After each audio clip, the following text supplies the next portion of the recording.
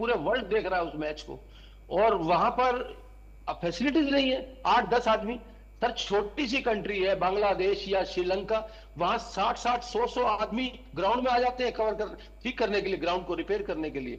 यहाँ 8-10 आदमी घूम रहे थे, और एक बकेट थी उनके पास केवल, मतलब मजाक लग रहा था सर। और इतना ही नहीं शशि जी, इतना ही नहीं, अगर आप देखें तो पानी का रिसाव था, और जो जिसे कहते हैं ड्रेनेज सिस्टम, वो बहुत खराब था। आप बेंगलोर जाइए, कितनी जल्दी आपकी स्थिति बिल्कुल क्लियर हो जाती है। मुंबई में देखें आप, श्रीलंका का आपने बहुत अच्छा उदाहरण दिया।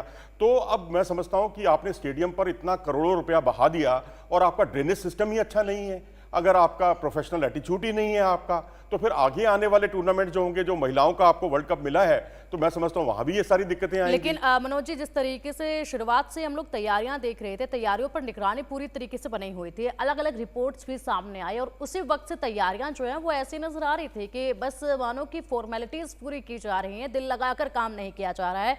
तमाम वो जो चीजें होनी चाहिए, इतनी बड़ी ट्रॉफी को लेकर हम मेजबानी पाकिस्तान कर रहा है, इसी के साथ सुरक्षा की भी व्यवस्था वहां पर नहीं देखी गई है। कोई भी फैन बीच में घुस जाता है किसी भी खिलाड़ी को गले लगाने के लिए, या खिलाड़ी का कॉलर जो आकर पकड़ लेता है, ऐसी वीडियोस भी निकलकर सामने आई हैं।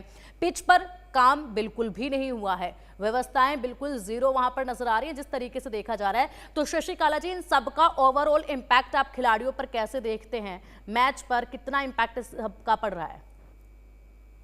जब आपको फैसिलिटीज नहीं मिलेगी, इंफ्रास्ट्रक्चर आपको ठीक नहीं मिलेगा, तो बैट्समैन पे या प्लेयर्स पे तो ये बात आएगी। उन लोगों को जो ग्राउंड में, उनको भी कुछ महसूस हो रहा होगा, जो ग्राउंड देख रहे थे कि हमारा जो देश है वो क्या कर रहा है, कहां जा रहा है। मतलब बहुत ही सोचनीय विषय है कि आप इतना बड़ा इवेंट कर रहे हैं और आपके पास कुछ भी नहीं है, फैसिलिटीज नहीं है। बिल्कुल, और इनके फैसिलिटीज है तो उसको यूज नहीं कर रहे हैं आप। अच्छा शशि काला जी, खास बात ये भी है कि पाकिस्तान की हार का मुद्दा जो है वहां की संसद में भी गूंजने को तैयार है, वहां पर जवाब जो है वो देना पड़ेगा। सोचिए स्थिति वहां पर अंदरूनी कैसी हो रखी है इस वक्त। पाकिस्तान का प्रदर्शन जो है वो बखूबी उनकी व्यवस्थाओं की तरह ही देखा गया है, और ऐसी व्यवस्थाएं वहां देखी जा रही हैं। हालांकि मैच तो अब पूरे होंगे ही, वहां पर मेजबानी पाकिस्तान कर रहा है, लेकिन संघर्ष मुझे लगता है कि वो साफ तौर पर खिलाड़ियों को करना पड़ रहा है बहुत ज्यादा, एक एक चीज के लिए, और वो मैच पे कहीं ना कहीं दिख भी रहा है। मनोज जी, सही कह रही हूं मैं?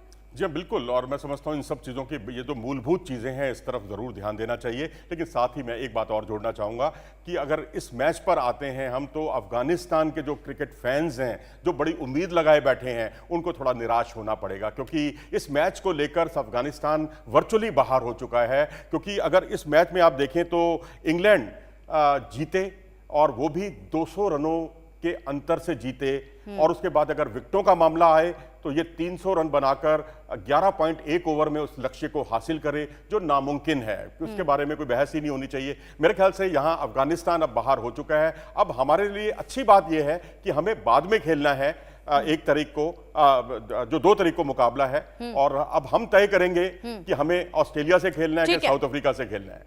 ठीक है मनोज जी, एक छोटा सा रिएक्शन, क्योंकि समय की बहुत पाबंदी है, तो ऐसे में एक छोटा सा रिएक्शन, कितना टारगेट सेट आज किया जा सकता है इंग्लैंड की तरफ से?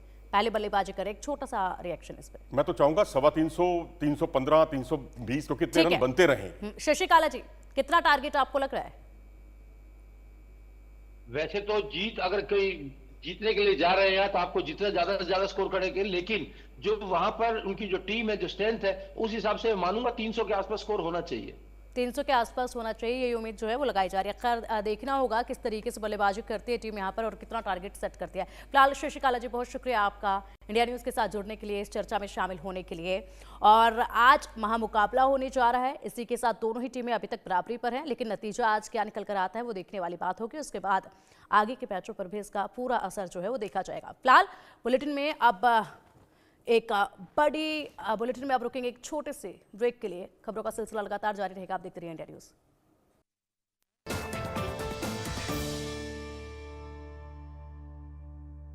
Associate sponsor Jio BP fuel with active technology. Sir आप बहुत लकी हैं कि आपके बेटे ने हेल्थ इंश्योरेंस और बाकी सारी फॉर्मेलिटीज टाइम से पूरी कर दी है। मेरा बेटा? तो फिर आप? पॉलिसी बाजार। क्लेम के टाइम पे हमेशा आपकी हेल्प को तैयार। पॉलिसी बाजार, 1 करोड़ का हेल्थ इंश्योरेंस सिर्फ 360 रुपए महीने से शुरू। राजस्थान के जन जन और कण कण को समर्पित राज्य बजट 2025-26, जो है प्रदेश का पहला ग्रीन बजट। प्रधानमंत्री श्री नरेंद्र मोदी के विजन और भजनलाल सरकार के संकल्प को साकार करने वाला यह बजट युवा, महिला, मजदूर और किसान का करेगा उत्थान और प्रदान करेगा देश प्रदेश के विकास को गति। प्रदेश की इकोनॉमी को भजनलाल सरकार 350 बिलियन डॉलर इकोनॉमी में बदलने के लिए है कटिबद्ध। 8 करोड़ राजस्थानियों की आकांक्षाओं को पूरा करने की दिशा में यह बजट आगामी 1 वर्ष में सुनिश्चित करेगा 1.25 लाख सरकारी पदों पर भर्तियां और निजी क्षेत्र में 1.5 लाख रोजगार। प्रधानमंत्री किसान सम्मान निधि अब होगी प्रतिवर्ष 9,000 रुपए। लखपति दीदी की श्रेणी में लाई जाएंगी और 20 लाख महिलाएं। बुजुर्गों, महिलाओं और दिव्यांगों की पेंशन बढ़कर होगी 1,250 रुपए प्रति माह। राजस्थान बजट 2025-26 की बात निराली। हर गांव शहर समृद्धि और हर घर खुशहाली। आपका पसंदीदा चैनल इंडिया न्यूज देखें YouTube पर।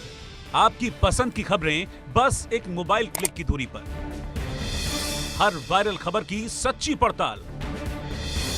कहां चले बम, कहां चली गोली, जंग, घमासान और खेल के मैदान का बवाल।